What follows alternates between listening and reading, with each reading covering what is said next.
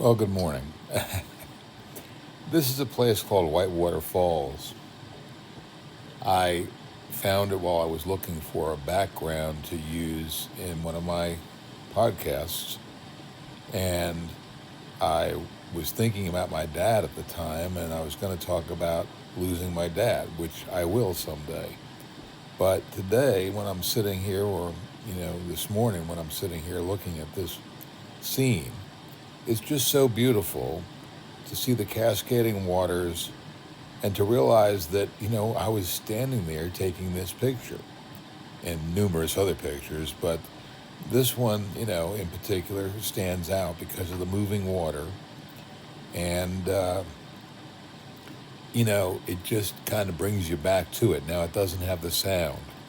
I don't know if I'll be able to add sound when I do this podcast, but my point in saying this is that I've been hiking with my friend Chip now for like 50 years. That's how we met, really, my wife and I. We both got a job at the School for Deaf and Blind, and she was the nurse, I was the social worker. Chip was the husband of one of the teachers. We went out for a hike together, and we had a good time, a very memorable time, let's put it that way. And obviously, Tess and I hit it off, and so that was more or less the beginning of our dating time. And over the years, we've probably been to Whitewater, I don't know, let's just say less than 20 times. More than 10, less than 20. And now I can sit here and look at it, and I'm right there again. And so it just reminds me of the beauty of life, the beauty of nature, the power of nature. I went there years ago with my brother-in-law, and I was probably standing in the same place taking pictures, and it was a still picture that I liked, and I got it printed and framed, which was very, very unusual. Digital pictures these days pretty much stay digital. But anyway, I got it printed and framed, and then while I was looking at it, there was a person up under one of these falls, in the background falls, the upper falls. There was a person standing back there under the water. And I did not see that at first at all. And boy, it was just like, where's Waldo kind of thing. It's like, oh my God, I didn't know there was anybody under there or in there. I've never done that. I didn't climb these waters or attempt, to do that kind of thing. But however they got there and however they did it, they did. And just think of the experience that he was having that day.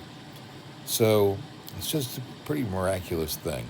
And to me, waterfalls are like the ocean waves. It's something about them, the power of them, the consistency of them, the sense that they're always there. It's like whatever else is going on in life, in your life or in the world, you go back to the ocean, you go back to a waterfall, and it's still there. And it's still being a waterfall. And the power and the glory of it is just kind of overwhelming.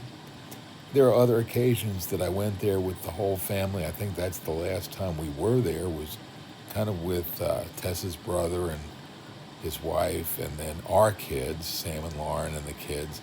And we were there on the platform. I have a few pictures of that. It's just, it was a place to go. It was kind of an event kind of place. And so that's the beauty of Western North Carolina, is that we have places like this that are so attractive, so beautiful. It's not the Grand Canyon or Yellowstone, but it is something, and something quite beautiful. And so this is kind of where I'm turning back today for that kind of spiritual nurturing. I don't use the word spiritual much, but I mean, there are cases where it seems to be appropriate. But I used to say I hike a lot, or I did hike a lot with Chip. And, we would go out there and do these ballbuster hikes, 10, 12, 15 miles. I think the longest one we ever did was like 30 miles. And we lived to tell about it, barely.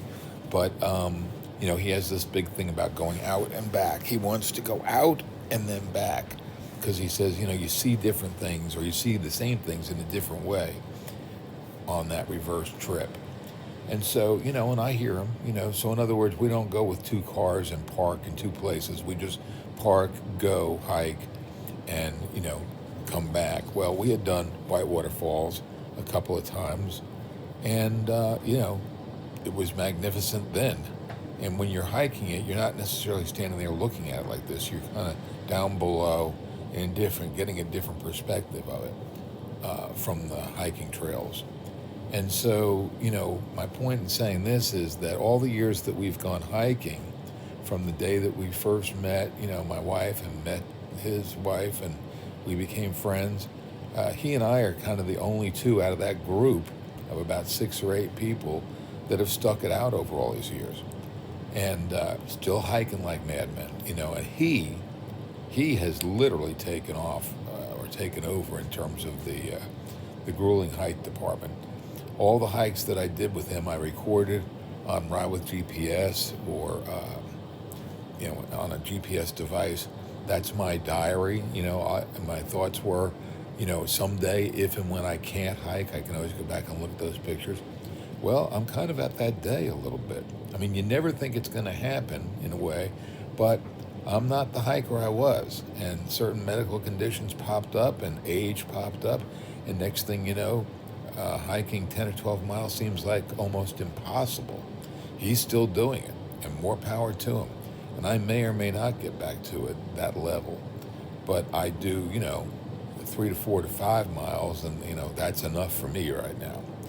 But anyway, what you realize is when time goes on and things change and things happen, there are certain things that don't change or change very little. And I think that's the irony of life, that you like they say, you can never go home again. I don't know what the saying is, but if you do go home, your house always seems a lot smaller. Everything seems smaller than it was or different than it was, and candy stores might have closed down, or streets might have changed, or in my case, my house got plowed down, replaced by one of those McMansions, and things are different. What you think might be permanent turns out to be very transient. And one of the mantras that I say, or that I repeat in the morning, I'll read that one day as a podcast, but the impermanence, the law of impermanence, that things do change. They will change. The only thing constant is change. There's a lot of cliches around that. Nothing lasts forever. But there's something about saying it out loud again, and that's why I do the podcast. Saying it out loud gives a little more three-dimensional aspect to it, And so this is Whitewater Falls. I bet today, in this snowy day where I'm snowed in, I bet it's still falling. I bet those trees are looking, not in their green splendor or their fall splendor, but now in their winter splendor. And the snow and ice probably surrounds the landscape here. And the water may or may not be flowing quite as strong. There might be some ice in the water. A lot of things that happen, that change, and yet the consistency of the place itself, the dependency of it, that you can depend on it being there. It's kind of a good feeling. So, God works in mysterious ways. There's another cliche, but, the story of creation and, making of life, the fashioning of the Garden of Eden, these are beautiful stories. Whether you believe them literally or not, the poets who wrote them, had a vision, and to me, this is part of that vision, just seeing the beauty and splendor of nature.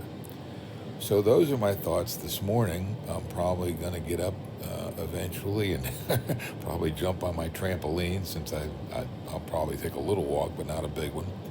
And in the meantime, my prediction, so to speak, of taking so many pictures while I was out there walking in nature, that someday I would look at them. Well, today it's coming true. Today I'm doing that.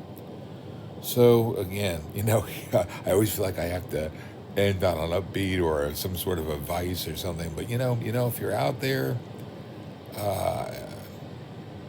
love it. Look at it. Take a second look at whatever it is that's around you and see the beauty that's in there, and maybe take a picture or two. And maybe, that's one way that you can remember it. Um, and if it's not even in a picture, just in the moment of the day that you're there, just to breathe in and breathe out and say, wow, what a beautiful world. All right, folks, talk to you later. So long.